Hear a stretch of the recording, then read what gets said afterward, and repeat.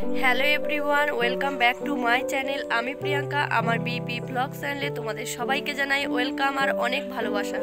সবাই কেমন আছো? আশা করছি সবাই অনেক ভালো আছো। আমি কিন্তু এখনও পর্যন্ত সুস্থ হইনি। কয়েকদিন ধরে আমার জ্বর, সর্দি, কাশি, হাঁচি, তাই জন্য আর তোমাদের সঙ্গে কিছুদিন ধরে ব্লগ শেয়ার করতে পারিনি। আজকে আবার একটা নতুন ব্লগ নিয়ে তোমাদের সামনে চলে এসেছি। এখন হচ্ছে এখানে এসছি, মামনি যে গাছ লাগিয়েছে না, ওই যে দেশি লাউ, এই লাউ পাতা দিয়ে হচ্ছে বাটা হচ্ছে, আমি হচ্ছে ফোনে দেখেছি, তাই আমার খেতে খুব ইচ্ছে হয়েছে। আমাদের ঘরে এদিকে সব হচ্ছে মানে টাটকা সবজি পাতা সব কিছু পাওয়া যায়, তাও আমরা এইসব করে হচ্ছে খাই না। অথচ দেখো শহরের মানুষজন এরকম টাটকা পায় না, বাজার থেকে তারা এই পাতাগুলো কিনে খায়। আমি কয়েকদিন ধরে মোবাইলে এই ভিডিওগুলো দেখছি, মানে আমার ভীষণ খেতে ইচ্ছে হচ্ছে, তাই জন্য আমি এখন চলে এসেছি ওই পাতাগুলো তুলতে। রেসিপিটা দেখেছি আর হচ্ছে আমি হচ্ছে ওটা আজকে বানাবো, বানিয়ে আর খাবো। আর মুখে তো একদম ভালো স্বাদ নেই, তো মোবাইল তো দেখলাম যে ওটা খুবই টেস্টি হয় আর মুখেরও রুচি আছে, তাই জন্য ভাবলাম যে বানিয়ে খাই আজকে। তাই জন্য এখন চলে এসেছি। এই যে অনেকটা হচ্ছে তুলে নিয়েছি, কিছু পাতা তুলেছি, আরও তুলবো, কারণ এগুলো তো একটুখানি হয়ে যাবে। একদম নরম নরম দেখে পাতাগুলো তুলছি, তো বানাবো।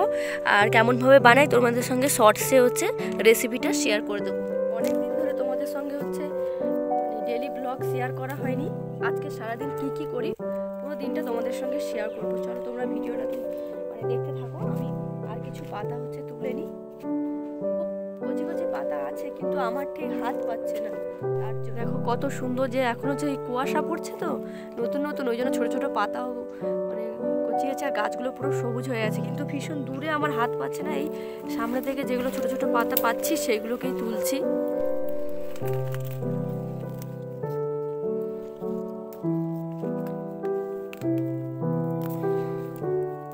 কালকেই হচ্ছে মামনিকে বলছিলাম যে একটু ভাতে দেবে তো, সিদ্ধ খাবো, এগুলো কিনা ভীষণ উপকার। তারপরে ভাবলাম যে এখন একটু আগের থেকে একটু ভালো আছি, তো বানাই। মামনি বলছিল যে যখন আমি সুস্থ হব তখন আমাকে বানাতে। আমরা অথচ আমাদের ঘরে এদিকে দেখো এগুলো হয়ে থাকে, তাও আমরা হচ্ছে খাই না। আর কিছু তুলবো। কোনোদিন এই পাতা বাটা খেয়েছো না প্রথমবার খাবে বল? এই প্রথম? জানি না, ও স্যার, ওগা জানি না।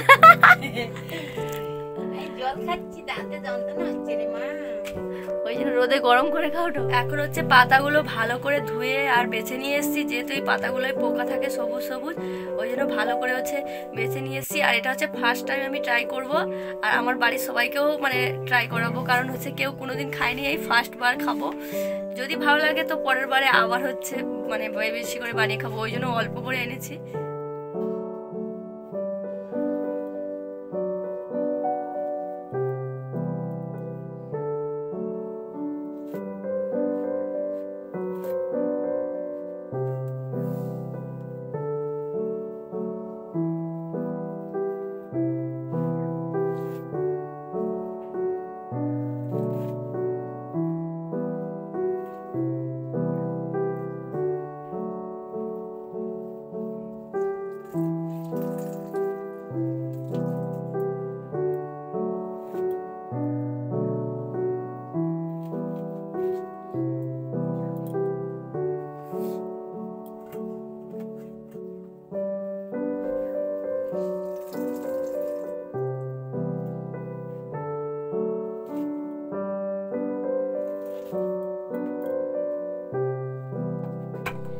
এখানে হচ্ছে আমার এগুলো কাটা হয়ে গিয়েছে, এটা এখন জল ঝরুক।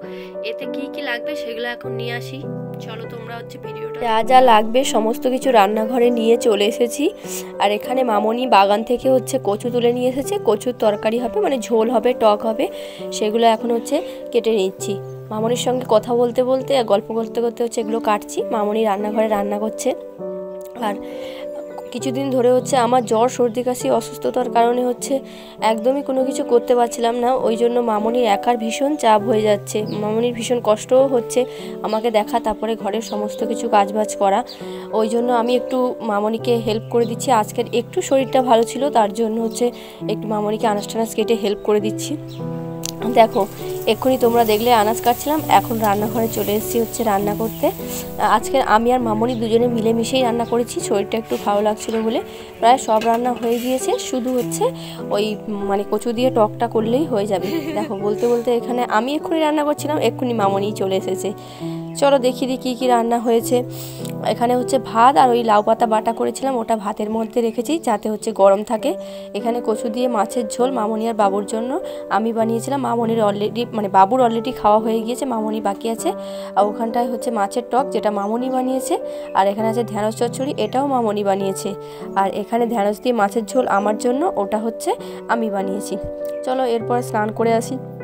স্নান করে ফ্রেশ হয়ে এখন চলে এসেছি, এসে একটু মাথাটা আঁচড়ে নিচ্ছি। বাবুর তো খাওয়া হয়ে গিয়েছে, আমি আর মামনি বাকি আছি। আর শরীর অসুস্থতার কারণে আমি কিছু করে দিতে পারছি না। মামনি এখন স্নান করে গেছে পুজো দিতে। আমি সেই ফাঁকে ভাবলাম যে একটু হচ্ছে মানে চুলটা আঁচড়ে নিই, তারপরে একসাথে খাবো।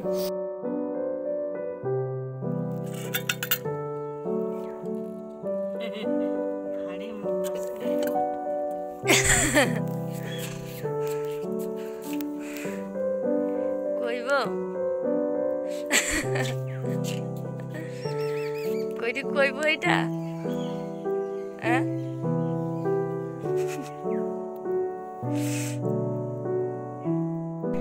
গাইস, আমি এখানে ঘুম থেকে উঠে এসেছি, বিকেলবেলা এসে দেখি মামনি হচ্ছে এখানটায় ছিপ ফেলছে। এই যে ছিপ ফেলছে, তোমাদেরকে একটা হচ্ছে কাহিনী বলি। ওটা হচ্ছে পুঁটি মাছ ধরার কাঁটা নিয়ে কই মাছ আর পুঁটি মাছ ধরছে।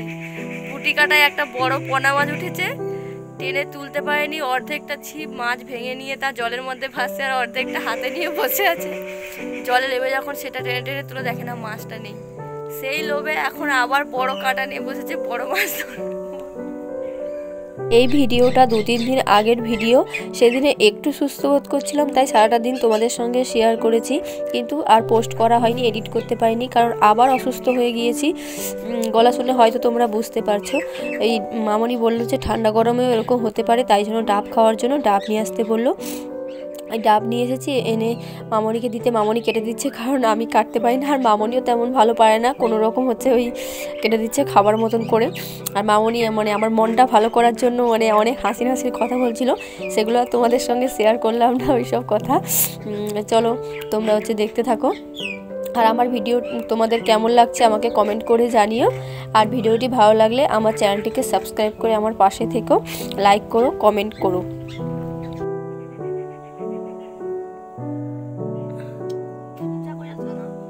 মুন্ডুটা তো তুলবো, তুমি নিচে ঘুরে দাঁড়িয়ে পড়ো, তুমি দাঁড়িয়ে পড়ো।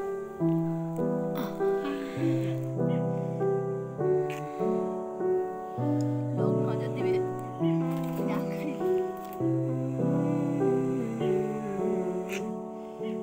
জল বেশি নেই, আর লাড়া দিয়ে আর খা নেব দিশা আর একটু খেলি।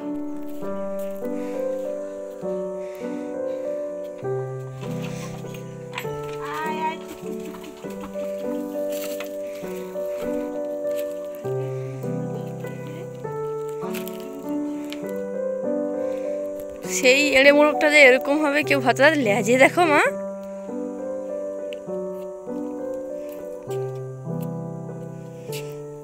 বেটা এলে একটা হাঁস খাবো। এই হাঁস তো শীতের সময় চর্বি হয়, খুব ভালো লাগে, খুব সুন্দর হয়েছে। এখন দেখো মাঝখানে ডিম পেড়ে পেড়ে কিরকম একটা হয়ে তোলো।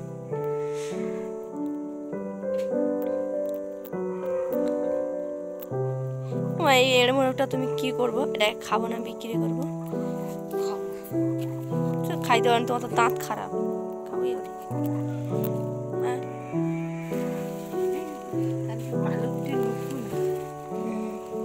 শীতকালে গাছে নতুন পাতা গজায়, এনকের লোম গজিছে, লোম না পালক।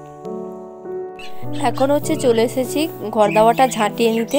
আর তোমরা হয়তো বিছানার মধ্যে দেখতে পাচ্ছ ব্ল্যাঙ্কেট বার করা, কিন্তু আমাদের এদিকে এখনও তেমন ঠান্ডা পড়েনি যে ব্ল্যাঙ্কেট গায়ে দেওয়ার মতন। কিন্তু আমার যেহেতু জ্বর সর্দি কাশি, তো তাই জন্য হঠাৎ করে রাত্রে করে প্রচুর জ্বর আসে কাঁপুনি দিয়ে, তাই জন্য মাঝরাতে একদিন এত জ্বর এসেছে যে রাত 1টার সময় উঠে ওষুধ খেতে হয়েছে। আবার মামনি ব্ল্যাঙ্কেট বার করে দিয়েছে, তাই জন্য ভাবলাম যে থাক, সেই তো ঠান্ডা পড়ে গিয়েছে, আর ভিতরে ঢুকিয়ে রাখবো না, তাই জন্য হচ্ছে আর ওই বাইরে বার করা আছে, আর এখনও আবার সেই আমি অসুস্থ হয়ে পড়েছি, কি বলবো, তাই জন্য ভালো করে তোমাদের সঙ্গে ভিডিও শেয়ার করতে পারছি না। আজকের ভিডিওটা হচ্ছে এখানেই শেষ করে দিচ্ছি। দেখা হচ্ছে নেক্সট ভিডিওতে।